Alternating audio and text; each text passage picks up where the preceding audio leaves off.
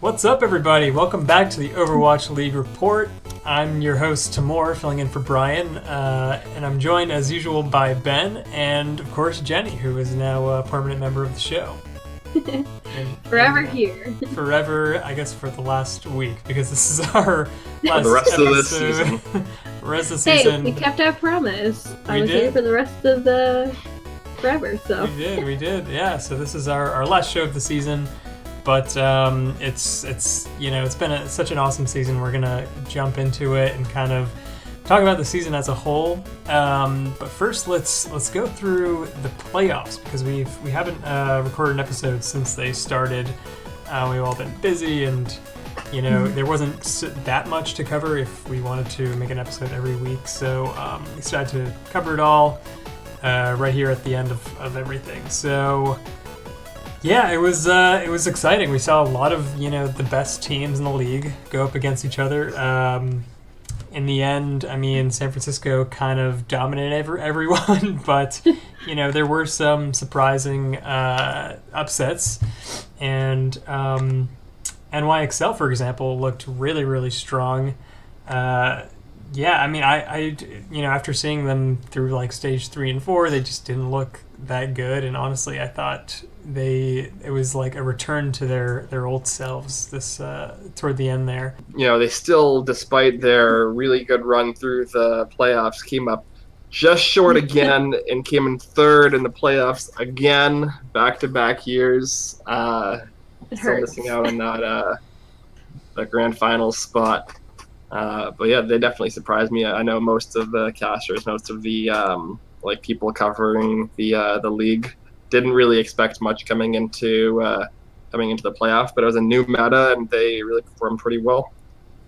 Yeah, definitely. I mean, they beat London, who was of course last year's grand champions. So that's no small feat. They were able to beat Atlanta, who. I mean, let's talk about this. Atlanta beat San Francisco Shock in the playoffs. That's no small feat either. I mean, Atlanta looked like a really, really strong team at the end there. And, let's say Atlanta had beaten New York. There's a lot of hypotheticals we could work with here. But, we might have seen a different grand finals. Anyway, what did you guys think of Atlanta toward the end there? Yeah, I mean, definitely. I'm not going to toot my own horn too much, but when you talk about potential underdog stories or potential upsets, I definitely straight up called Atlanta upsetting San Francisco Shock. I technically said I thought that was going to happen in losers bracket, but I'll take credit for it still. Close enough. No, yeah, I'll definitely give you credit there. I did not expect Atlanta to beat San Francisco, but that's not to say San Francisco was completely out of the running. They made it through the losers bracket without any losses, without any map losses, in fact, and went all the way to the grand finals and completely crushed the Titans. Yeah, it was something to behold. So I should mention, we all of us were there. We were there with Brian, Alex, and Maggie, and we witnessed it firsthand. San Francisco Shock's utter dominance. Again, another 4 immediate win. Very short finals. Yeah. Entertaining still. Yeah, it was a lot of fun, but yeah, I guess we wish it was a little bit longer. Sort of similar to how last year London Spitfire just killed Fusion. Yep, in both cases we were there to witness one of the biggest blowouts in the season. Yeah. So I do want to talk about if we had seen another team against San Francisco Shock in the grand finals, if we may have seen a different outcome, or perhaps maybe a closer match. Is there any team to you, Ben, that you could have seen go into the finals and giving us 7 matches, 8 matches? I mean, we saw Atlanta Reign bring the Shock to 7 matches and beat them. They're the only team that not only are they the only team that beat the Shock, the only team that get close in recent history. Every other match with the Shock has been like pretty one-sided. So yeah, I mean, obviously, like I coming into these playoffs, I root for the Uprising. I needed a team to hitch my wagon to, and I like the preseason gave the Reign a lot of crap because they have a lot of big, some would say toxic personalities in the team. I was very dubious that would be like a strategy for success, but it seems like they've been able to direct their toxicity towards their opponents and not towards each other, which is why they've been able to perform so well and why they ended up in the top 6. I think like 5th or 6th place, whatever it ended up being, based off of the different tiebreakers or whatever. But I definitely came in rooting for the Reign. I think that they had a really good underdog story. They have like a lot of players that you kind of like love to hate or like like root for because they're like actually bringing some personality, even if the personality could be perceived as negative. And I wanted to see, obviously watching Shock Titans live in the playoffs was amazing. Like that was like the big storyline of the season. They were both in 2 different of the 3-stage playoffs together. They're like by far the 2 best teams in the league this season. So like it was great to see it. Obviously, I would have wanted a closer game, but I think that if I wanted to have like an underdog story and like a team that actually could have put up a better fight than Vancouver, I think I have to go with the Reign. What about you, Jenny? Would you agree, or is there another team that you would imagine like giving the Shock a better run in the grand finals? I'd probably agree with Ben. I was honestly expecting the Shock versus Titans to go quite far, just given how even and like the story that they had about them both being like the top in the same group and everything, and how they talked about at the finals, they both won their 1-versus-1 winning, and so it was literally like this was the true test to see who was actually the best team. So that was exciting, and because of that, I honestly thought that it would go all the way to 7 games, just because of how close and how great both of those teams have proven themselves to be throughout the season, and definitely at the end here. But yeah, I mean, Shock totally kicked their butts, and it was definitely a bummer because towards the 3rd, 4th map, I was like, Titans. I'm rooting for the Titans now. I really want them to win, but like secretly, I also still want the Shock to win. But I just wanted it to be more exciting than what it was. But yeah, I mean, it's really hard to say. I feel like anything can happen, and it's not like either one team choked. It's just one team really truly outplayed the other. Yeah, exactly. It really shows that Shock is like insanely good, and they just have so many good players. And the Titans have looked so strong all year, and the fact that Shock could just like not even give them a single map is like honestly crazy. Like what about like Hangzhou Spark? They did pretty good up until they came up against the San Francisco Shock. Do you think they could have gone farther? Maybe bested like NYXL or something? I mean, potentially if they never had to get down to the losers bracket. I mean, like if you're asking whether they could have beaten the Shock or put a better fight against the Shock, I mean, we have what the results should be, which is they didn't. They put up an even worse fight than the Titans did. Like that was an even more one-sided match than the grand finals. So I mean, the only team that I think the only potentially good team besides the Reign that never really lost to the Shock, I believe, is the Gladiators. So maybe the Gladiators are able to put up something, but I think that just the Reign's frenetic style really throws San Francisco off, and that's why they're able to win not only against them but against a team like New York as well, who they upset several times.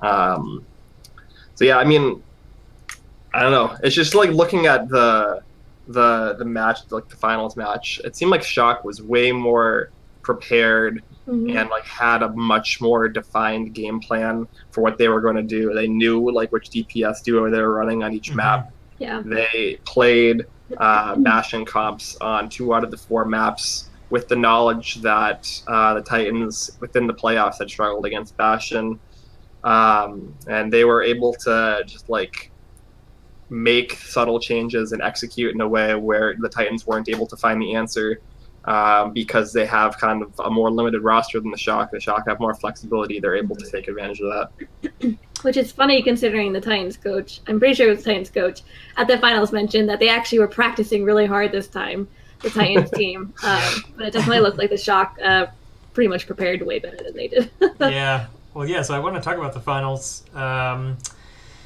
What did you think of the them pulling out the Bastion and just like, I don't know? Do you think it's sort of a cheesy? I mean, I guess at the pro level, there you should be able to beat anything or overcome anything. But I mean, obviously, for normal players, facing a Bastion comp is like usually like the cheesiest thing, and you really need a lot of teamwork to overcome it. If you're just like playing with random people, you're pretty much guaranteed to lose, at least from my experience. But do you think this was like San Francisco just wanting to like get it done with, go home, be champions, and like, or were they really was this a smart move? I guess was this like big brained, or was this just like cheap? I think it was big brained.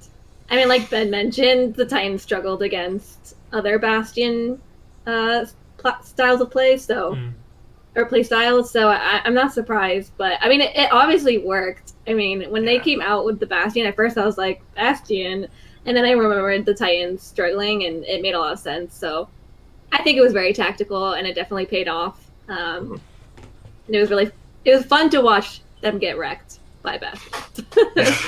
Yeah, I mean, when you look at for like probably one of the main like highlight clips coming out of the finals, which is Architect's rocket jump with Bastion off of the stair landing on the third point of involved onto the chandelier, and then just like mowing the Titans down as they come out of spawn.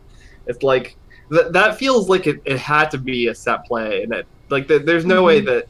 I mean, I guess it could be improvised, but like that feels like it was prepared. I did read about that, and apparently he just like in the moment it was like a split-second decision where he was just like, I can jump up here.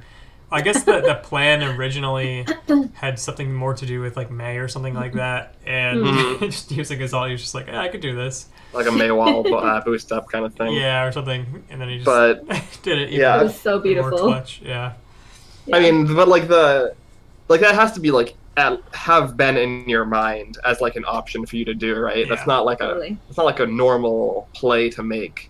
So like that had to have been something that they had like discussed at the very least, if not, like I mean, even if like they weren't like, we're definitely going to use this tactic on this, on this point at this time in these scenarios, like you just like knowing that that's an option. Like a lot of people, shit on Bastion like this, like it's Papega brainless to play. You just like point and shoot and just like and just mow everyone down. But like there clearly is like these cool techs you can do with Bastion, especially with the tank mode ultimate. So like, yeah, I don't know. Yeah, I feel like. Go ahead. Jen. Oh, go ahead. I was gonna say. I mean, I feel like at the finals isn't really the place to try anything new that you guys haven't prepared. And not only that, when they pulled out Bastion, they already won one, and so it's not like they were like needing this, right? To like mix it up and actually try to do something new if something wasn't working. But clearly, what they were doing was already working, and so I don't think it was necessarily a surprise or unplanned that they pulled out that play. Yeah, if you compare it to like Boston, for example, who pulled out the Bastion, I think they were like 3-0 against, I don't even remember what team, but they were looking quite weak, and they pulled out the Bastion. They got a lot farther, I think, than they would have, but I think that's a moment where people realize that's just desperation. But this was clearly calculated. The setups on these high grounds were like so uncommon and just like clearly, especially with the Baptiste, running his ult, in conjunction with Bastion was just so smart and so like intense. Like sitting in the auditorium or at the Wells Fargo Center, the sound when that ult with the Bastion turret came up was just like so intense and like. It's so cool. That's how it ended too. That was the final like 10 seconds of the match. Yeah. Was Architect up on top of the endpoint on Gibraltar with Moth's window in front of him. Yeah. Just like cleaning up the rest of the Titans as they try and cap the last point. Kept thinking of that Beethoven song with the cannons, with Beethoven Smith, like happening when he was going off at the end there. So. Yeah, it fits pretty well. Yeah. So, like we said, we were there in person. It was really fun. We got to see a few players here and there. Like we saw like Dogman when we walked by him. We saw like the casters. They were like really close. You're right there. Yep. Yeah, like you could see all of them. I even saw like some streamers that I'm like familiar with. It was fun. It was cool how like it kind of felt small in a way. I mean, there was like 13,000 people there, but at the same time, it still feels like it's a small community of like dedicated fans, and no one was too like guarded. It wasn't like the streamers that I recognized were like hiding away from the fans or anything. It was just like they were just like chilling. And there were some cosplayers as well, like really dope. I think there was like a Brigida, if you guys saw her, with like homemade. Yep, I saw her. We walked by Dogman, we walked by Corey and Mangachu as well. This is like it felt like when we went last year.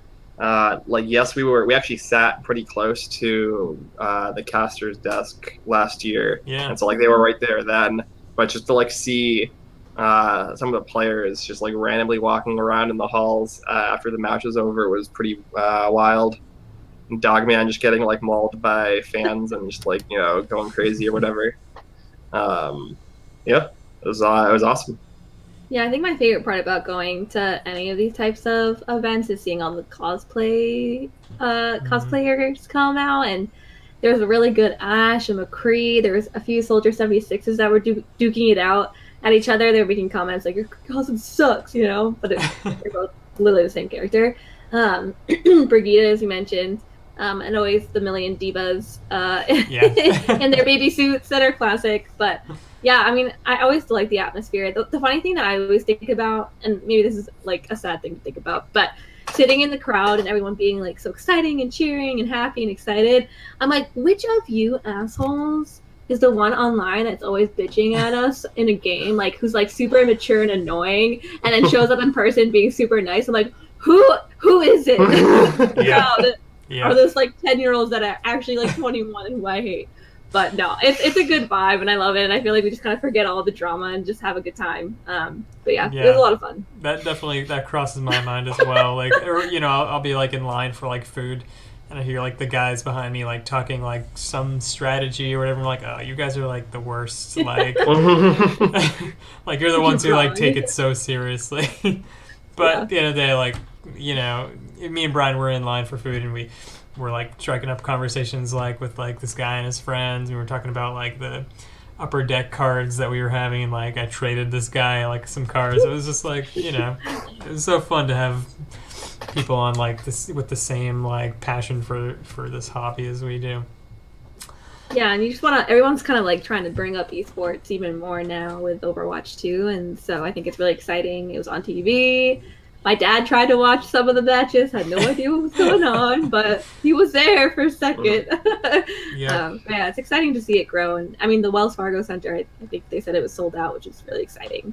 Yeah. And it's going to continue to grow, and hopefully we'll get a game out here in Boston at some point. We're definitely at least regular season matches. Yes, I'm so excited. I don't think that there's been an announcement for who's hosting the grand finals next year, but Boston, please. Hopefully it's I don't have to drive down to New York again, or Philly or anywhere. Like, yeah, honestly, if it's in like Washington D.C., maybe I'll go. But judging from these last 2 years, having like 2 hours of of gameplay than like the fucking like traffic getting home. It's just like somewhat I think honestly the home games is going to be where it's at, where you like there's like 3-4 games in one day, and there's more. It feels like they do more events and stuff like that, or like silly like Bren versus like Gesture Widow duels and like stuff like that. So I think that's going to be where it's really at. Absolutely. Yeah. No, if it wasn't playing right away next season, I would want to. If I wanted to go, I'd want to like actually make an event out of it and like make like a vacation out of it and stay more than just that one day and like actually see the city a little bit better. Definitely. Agreed. Yeah, we should. Next time we should like have we should take the Monday off and like explore whatever city it's in. But yeah, so we will definitely be covering next year. We'll probably do some preseason stuff as well. And I just want to like thank everybody for watching us this season and keeping up with the Overwatch League as we cover it. And yeah, if you guys have anything else you want to add? No, just thanks for watching, and I'm curious to know if you want to, who are you rooting for in the finale, and are you sad that the Shock totally like destroyed and wrecked the Titans, even though it was glorious? And who was your favorite player of the final match? Finals MVP Choi Hyobin. Yeah, that was great. I was really excited about that. Yeah, totally deserved, honestly. Absolutely deserved, yeah. Yeah. I think I whispered to you and Brian, Jenny, that if Choi Hyobin doesn't get it, then it's like total robbery. Oh, yeah. I could have seen Moth getting it because Moth's played the most games. And I think he's pretty underrated in the league overall. But yeah, I was. I don't think anymore he's underrated, but definitely like up until the last few months he's been underrated. I agree. Yeah. I underrated him coming into the season, the preseason coverage, for sure, and I'll definitely end up with that. Yeah. So like next year, or during the 2020 season, we will be like covering each team, going over the stats. We'll see who's going to come out ahead next year. Maybe we'll see Atlanta Reign just like destroy everyone else, and we're watching the Justice destroy everyone. Or Justice, yeah, they've been killing it. I don't know, any number of these teams, honestly. I think that's like sort of what we learned toward the end of this season was like anything can happen. Especially now that the meta isn't goats. But yeah, I think that's pretty much all I had. Any last things for you guys? Nope. Follow us on Twitter and Instagram and YouTube and Twitch and iTunes and check out all the things that we do. Got a million things that just came out, a million more things that are going to come out probably. Yeah, we will have like a vlog that Brian will host going over our we have like footage of us at the grand finals, so definitely look forward to that. And sincerely, thank you guys so much for watching, and I guess we'll see you in the not too far away future. Thank you. Bye.